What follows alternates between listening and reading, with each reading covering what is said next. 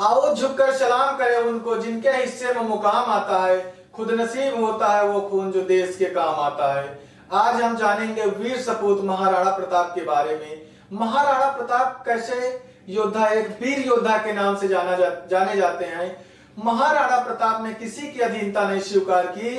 इन्हीं के जो साथी थे, दोस्त थे, मित्र थे, वो थे भामाशाह, दानवीर के नाम से जाने जाते। वह धन्य देश की माटी है जिसमें भामाशाह जैसा लाल पला, उस दानवीर की यश गाथा को मिटा सका क्या काल भला। तो आज हम पढ़ेंगे महाराणा प्रताप के बारे में। महाराणा प्रताप का जन्म, महाराणा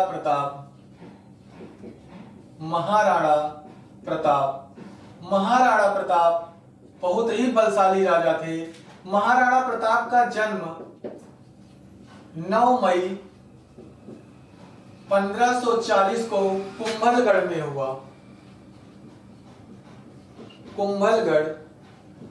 कुंभलगढ़ का किला पड़ता है।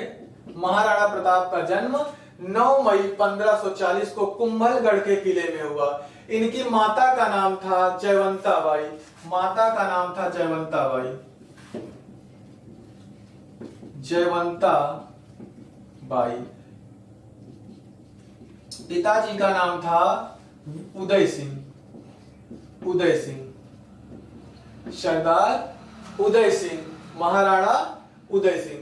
अब उदय सिंह इनके पिता थे, और जब उदय सिंह दूसरी शादी जो किए थे, जिन्हें हम रानी भट्टियानी के नाम से, रानी धीरबाई के नाम से जानते हैं, रानी धीरबाई, प्रिय रानी भट्टियानी, भट्टियाना का इलाका जो पड़ता है, उन्हें हम इतिहास में धीरबाई के नाम से भी जानते हैं। इनका जो पुत्र हुआ उनका नाम था जगमाल। जगमाल। अब जब महाराणा उदय सिंह बीमार हो गए, इनकी तबीयत बिगड़ने लगी, तो इनके जो पत्नी थी प्रिय रानी भट्टियानी, जो धीरबाई थी, इन्होंने वचन लिया कि अगली बार जब आपकी मृत्यु के बाद अगला शासक मेरे पुत्र को बनाओगे, जगमाल को, यानी महाराणा प्रताप अगला शासक नहीं बनेगा। जबकि महाराणा प्रताप काबिल भी थे, योग्य शासक थे, बलशाली भी थे और बड़े भी थे, तो बड़े पुत्र के होने के नाते, तो जयवंता बाई पहली मां थी इनकी महाराणा प्रताप की। तो जब महाराणा उदय सिंह की मृत्यु हो गई, तो वचन इनसे लिए कि धीरबाई से कि मेरी मृत्यु के बाद अगला राजा जो बनेगा वो कौन बनेगा, जगमाल बनेगा। सरदार जो सामंत लोग थे वो समझते थे कि महाराणा प्रताप योग्य है, इनको राजा बनाया जाए, न कि जगमाल को। जगमाल का राज्याभिषेक तो कर दिया, लेकिन सरदार लोगों ने, सामंत लोगों ने बाहर के इलाके में जाकर के महाराणा प्रताप का राज्याभिषेक कर दिए। फिर बाद में आकर के कुंभलगढ़ में इनका राज्याभिषेक, पुनः राज्याभिषेक हुआ। अब क्या हुआ कि इनके समकालीन अकबर है। अकबर ने क्या किया, महाराणा प्रताप से कहा कि तुम राजपाट अपना करते रहना। राजसमंद जो पड़ता है राजस्थान में, राजस्थान की लोकगीतों में आज भी महाराणा प्रताप का नाम जाना जाता है। उदय सिंह, राणा उदय सिंह इनके पिताजी थे।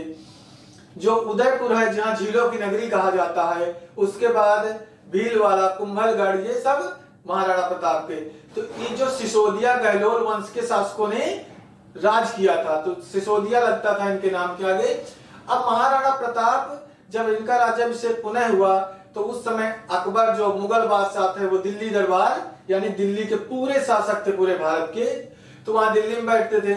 उन्होंने महाराणा प्रताप के पास संदेश भेजा कि मैं तुमसे युद्ध नहीं करना चाहता हूं, तुम मेरी अधीनता स्वीकार कर लो और राज करते रहना। आमेर के राजा थे राजा मान सिंह, 21-22 साल का नवयुवक था, उन्होंने अकबर की अधीनता मान ली। अब जैसे ही अधीनता मान ली, तो उदय सिंह, इनके पिताजी उदय सिंह थे, तो महाराणा प्रताप ने कहा कि मैं किसी की अधीनता स्वीकार नहीं करूंगा, क्योंकि तुलसीदास ने लिखा, पराधीन सपने सुख नहीं, किसी के अधीन आदमी सुख नहीं हो सकता है। तो उन्होंने कहा कि मैं किसी की अधीनता स्वीकार नहीं करूंगा।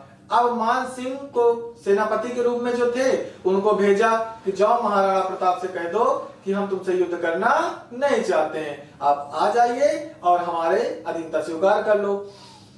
जैसे ही मान सिंह आए, तो मान सिंह से कहें मुझे अपनी मिट्टी का मान रखना है, मैं किसी विदेशी व्यक्ति की अधीनता स्वीकार नहीं करूंगा। उसके बाद भामाशाह जो दानवीर के नाम से जाने जाते हैं, उन्होंने लास्ट में महाराणा प्रताप का साथ दिया।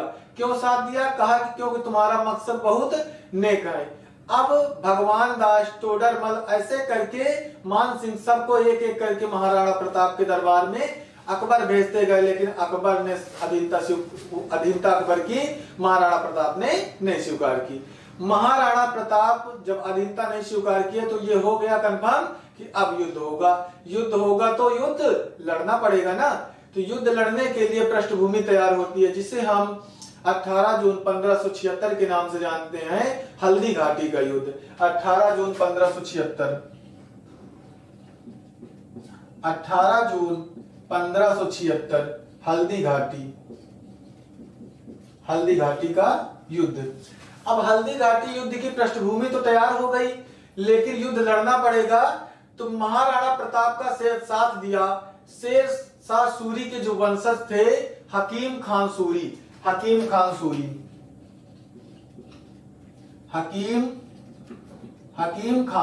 सूरी जो थे, इन्होंने 1000 अफगान सेना लेकर के महाराणा प्रताप का साथ देने आ गए।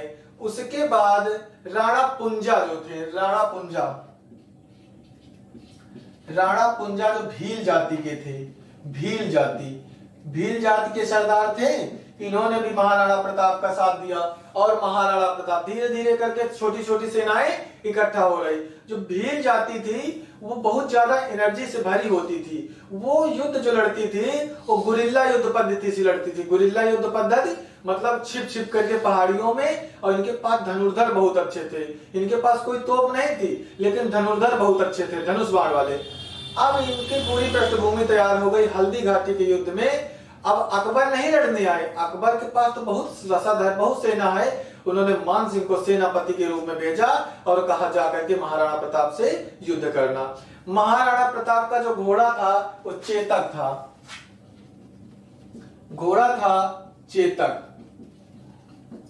और हाथी था महाराणा प्रताप का राम प्रसाद इनका हाथी था। अब जब युद्ध भूमि में पहुंचे महाराणा प्रताप, तो महाराणा प्रताप युद्ध भूमि में जगह बनाते हुए सीधा मान सिंह के पास अपने घोड़े को लेकर के पहुंचे। तो घोड़े के जो सूंड आगे लगा करके रखते थे, मुखौटा, ताकि हाथी ये सोचे कि पता नहीं घोड़ा है कि हाथी है। मुखौटा इसलिए लगाते थे, तब तक एक्शन करेगा, तब तक दूसरा इनका घोड़ा इतना तेज था, हाथी के सूर पर इशारा करते हैं कि मान सिंह को मारना है। तो पिछले दो पैर पे खड़ा होकर आगे के दो पैर हाथी के सूंड पे लगा देते हैं, मान सिंह हाथी पे। तो महाराणा प्रताप जैसे ही मारते हैं भाला, तो क्या होते हैं कि मान सिंह थोड़ा सा झुक जाते हैं। तो वो क्या होता है कि जो भाला लगता है, वो जो सामंत होता है, जो हाथी को चला रहा होता है, उसकी मृत्यु हो जाती है। अब जैसे ही घोड़ा पीछे बैक किया, तो हाथी जो था उसकी सूंड पे कटार लगी थी लोहे की, और इनके चेतक जो घोड़ा था, इनका एक पैर लगभग कट गया था, आधे से ज्यादा। घायल अवस्था में महाराणा प्रताप को भी कुछ चोटें हल्की फुल्की आई। अब उसके बाद एक महाराणा प्रताप का सेनापति था, जो एकदम महाराणा प्रताप जैसा था। वो आया, कहा हुजूर आप जख्मी हो गए, घोड़ा भी घायल हो गया, आप ऐसा करिए विपरीत दिशा में भागिए, और मैं इनको अपनी विपरीत दिशा में अपनी ओर अट्रैक्शन कर दें। क्योंकि मान सिंह की नजरों में महाराणा प्रताप आ चुके थे। तब इनका जो घोड़ा था वो भी घायल अवस्था में था।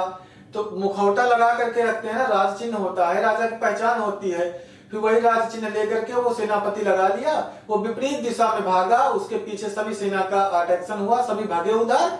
अब मान जैसे ही उस बीच में चेतक इशारा समझता था, चेतक को मिला, महाराणा प्रताप को लेकर के मैदान से चेतक भागा।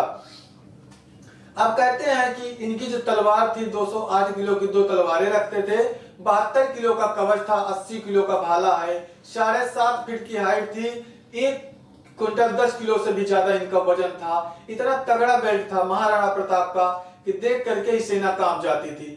अब महाराणा प्रताप का घोड़ा जो चेतक है वो इशारा समझता है और महाराणा प्रताप को लेकर के वहां से भागता है। उसका पीछा आज तक कोई घोड़ा नहीं कर पाया।